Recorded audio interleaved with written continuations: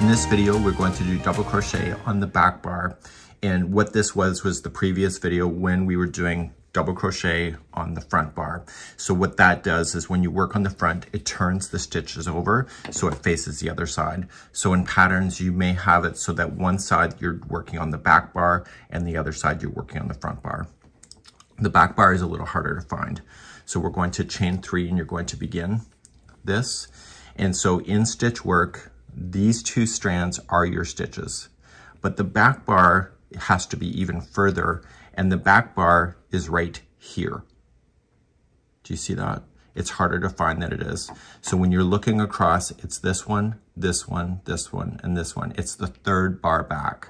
I've only ever seen this in double or half double crochet. I've never seen it in double crochet before.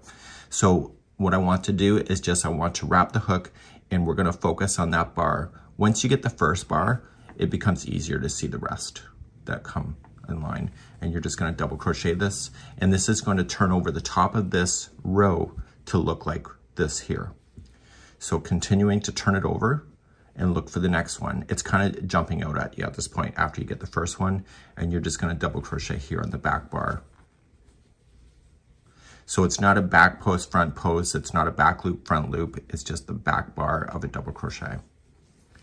So in the smaller, thinner yarns, it's kind of harder to see, but it's not impossible. And so you just keep on looking for them. You see right there. So just kind of look down and just look towards the angle. And this here is a back bar double crochet. And this is causing it to turn forward like so. And so you can see it looks just like that.